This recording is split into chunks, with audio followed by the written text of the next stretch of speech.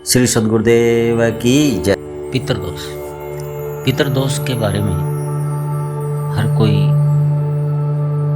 लगभग हमारे समाज में इसकी बड़ी चर्चा रहती है। ये पितृदोष कैसे होता है और इसके क्या लक्षण हैं। जब कोई भी जीव अपना शरीर त्याग दे, देह त्याग देता है, तो उसका जो आत्मा है उसके साथ मन रहता है। हमें भूख, प्यास, निद्रा ये सब मन में ही उत्पन्न होता है। देह नहीं होती, सिर्फ उन्हें भी भूख प्यास लगती है। अगर किसी एक इंसान को अगर कुछ खाने पीने को नहीं मिले तो वो कैसा महसूस करेगा? व्याकुल हो जाता है।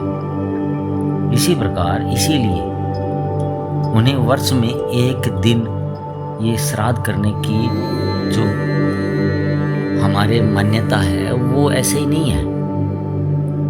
हमारे लिए वो एक वर्ष होता है, लेकिन पितरलोक में एक दिन होता है। तो इसी कारण उन्हें वर्ष में एक दिन भोजन दिया जाता है। पितरदोष, जब वो व्याकुल होते हैं तो कुछ अनिष्ट हो जाते हैं। लेकिन वो अनिष्ट कैसे करते हैं?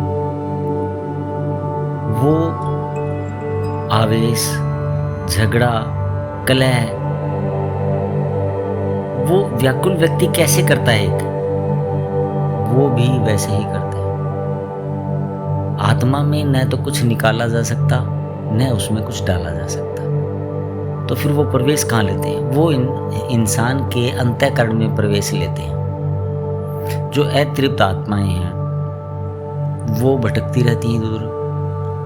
अब क्या मालूम भी हमारे हैं या पड़ोसी के हैं? तो इसका क्या होता है, सीधी सी बात है, जो जैसे यहाँ पर सात्विक और क्रूर लोग हैं, वहाँ भी वही स्थिति रहती है। जो यहाँ सात्विक है वो वहाँ जाके भी सात्विक रहता है, और जो यहाँ क्रूर है वो इस देह को छोड़ने के बाद भी अतृप्त होकर भटकता रहता है।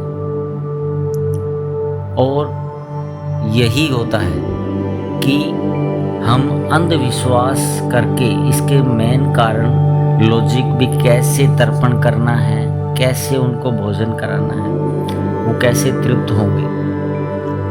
लेकिन जो पितृलोक में गए हैं वो सात्विक ही होते हैं। हाँ, व्याकुल जरूर हो सकते हैं क्योंकि उनके पास देह नहीं है, मन है। मन में ही भूख प्यास निद्रा है। तो किसी सात्विक ब्राह्मण को बुलाकर जब भोजन करवाया जाए तो वो तृप्त होते हैं। लेकिन सात्विक ब्राह्मण उसका आह्वान करे। आह्वान कैसे करेगा? उस व्यक्ति का नाम गोत्र बोल के। ये जरूरी नहीं है कि वो, कई बार क्या होता है, हमने देखा जैसे पूजा में होता है, पाद्य अर्घ्य स्नानम समर्पयामि, धूपम दीपम समर्पयामि, नैवेद्यम समर्पयामि। ये क्या होता है कि ये एक हमारी जीवन शैली का ही तरीका है। उसको संस्कृत में बोला तो हिंदी में अर्थ ये है कि जब भी कोई बाहर से आता है तो उसके पैर धुलाने, क्योंकि पहले धूल मिट्टी ये खड़ाऊ पहनते थे पहले के लोग, जूते चप्पल नहीं थे। अब भी पसीने से पैरों में पसीने से जर्म उत्पन्न हो जाते हैं, बैक्टीरिया।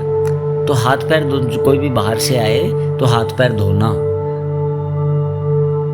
स्नान आदि, और उसका आदर सत्कार जैसा भी घर में उपलब्ध है हम करवाते हैं। तो सीधा सा उन्हीं चीज़ों को, इन्हीं जीवन शैली को मंत्रों के माध्यम से ब्राह्मण, वो संस्कृत को जानता है, वो संस्कृत में उसका उच्चारण करता है। संस्कृत एक मधुर भाषा है और मदर लैंग्वेज है, उसी से सभी भाषाएं निकली हैं। लेकिन आम आदमी उसको समझ नहीं पाता। तो रियल में क्या है कि वो ब्राह्मण उसका आह्वान करता है नाम और गोत्र से, तो वो विराजित उसके देह में होकर और भोजन प्राप्त करता है, वो तृप्त हो जाता है। जब कोई व्यक्ति, मान लो कोई ज़्यादा प्यासा है, भूखा है, और जब उसे भोजन मिल जाए, पानी मिल जाए प्यासी को, तो उसे कितना सुकून और राहत मिलती है। उसी प्रकार वो जब उन्हें राहत मिलती है तो दुआएं करते हैं, वो आपके लिए राहत देने वाली है।